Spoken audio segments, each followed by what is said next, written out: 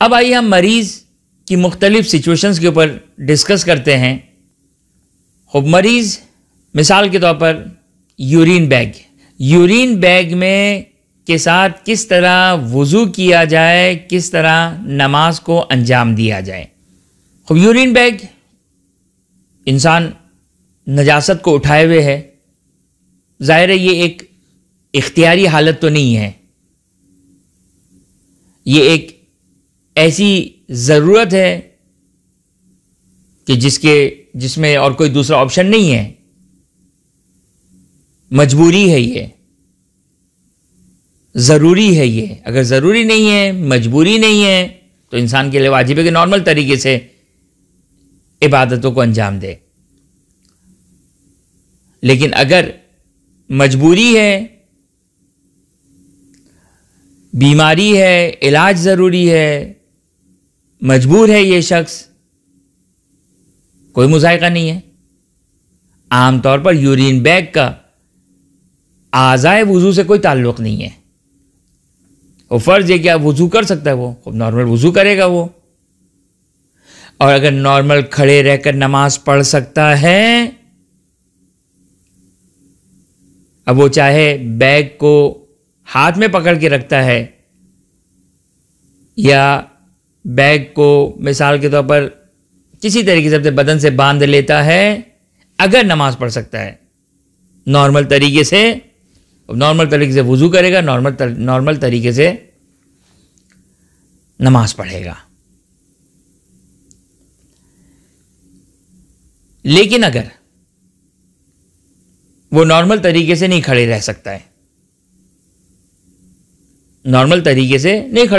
है, या तो उसके लिए नुकसानदेह है ज़रर, या उसके लिए नाकाबिले बर्दाश्त ज़हमत है, मुमकिन नहीं है। अब यहां पर फर्स्ट स्टेप से सेकंड स्टेप, इस सूरत में इजाज़त मिल जाएगी कि वो बैठकर नमाज पढ़े। देखें, ये सारी वो शरीयत और फ़िक़्ह है जो अहले बैत अत्हार अलैहिमुस्सलाम की तालीमात की रोशनी में है, और इंसान इन चीज़ों को सीखने में लापरवाही ना करे, न अमल में लापरवाही करे। बस अगर खड़े रहकर नमाज पढ़ सकता है, वाजिब है कि खड़े रहकर नमाज पढ़ें। और मैंने जो खड़े रहकर नमाज पढ़ने के जो अहकामात बयान किए थे, उसमें मैंने बयान किया था कि खड़े रहने का मतलब क्या है। यानी अगर मिसाल के तौर पर मैं डायरेक्ट खुद खड़े नहीं रह सकता हूं, लेकिन असा लेकर खड़े रह सकता हूं, वाजिब है कि असा लेकर खड़ा रहूं। दीवार के टेक से खड़े हो सकता हूं, वाजिब है कि दीवार के टेक से खड़ा रहूं। बाज लोगों से एक्सक्यूज करके, बाज लोगों से ख्वाहिश करते हुए मैं कह सकता हूं कि आप मुझे पकड़ के रखो। उनके लिए मानना वाजिब है वाजिब नहीं, वो अलग बहस है, लेकिन मेरे लिए ये मुतालबा करना, ये ख्वाहिश करना वाजिब हो जाएगा। तो ऐसा नहीं कि मुख्तसर सी कसालत, मुख्तसर से दर्द, मुख्तसर सी ज़हमत की बिना पर इंसान बैठकर नमाज पढ़ रहे हैं, नहीं। अगर ये सारी चीज़ें मुमकिन है तो ये, अगर ये सब मुमकिन नहीं है तो फिर बैठकर नमाज पढ़ें। बैठकर किस तरह नमाज पढ़े, वो उस वीडियो की तरफ रुजू किया जाए कि बैठकर नमाज पढ़ने का क्या तरीक़ेकार है। और अगर वो बैठ भी ना सकता हो, जैसे बहुत सारे मरीज होते हैं जो हॉस्पिटल में होते हैं, नहीं बैठ सकते हैं, वो कंप्लीटली जो को बिस्तर पर है, तो फिर उसे लेट कर नमाज पढ़नी है। लेट कर नमाज पढ़ने के लिए 4 स्टेप्स हैं। सबसे पहला स्टेप, जिस तरह मुर्दे को कब्र में लेटाया जाता है, यानी मेरे राइट तरफ किबला है, तो मैं अपने राइट पहलू पर इस तरह सोऊं कि मेरा आगे का हिस्सा किबले की तरफ हो जाए। ये वाजिब है। अब घर में बिस्तर की इस तरह सेटिंग की जा सकती है, लेकिन बाज़ों का तो हॉस्पिटल में ये पॉसिबल नहीं होता है। अब ये शायद मुमकिन है, बाज़ौक़ात मुमकिन हो, बाज़ौक़ात मुमकिन ना हो। बहरहाल ये हर शख्स का अपना अपना वो है। अगर मुमकिन है तो ये तरीका, ये फर्स्ट स्टेप। सेकंड स्टेप, अगर राइट तरफ मुमकिन नहीं है तो लेफ्ट तरफ, कि फॉर एग्जांपल किबला जो मेरे लेफ्ट तरफ है और मैं अपने बेड को, अपने बिस्तर को इस तरह नहीं सेट कर सकता हूं कि मैं राइट शोल्डर के ऊपर लेटकर नमाज पढ़ूं।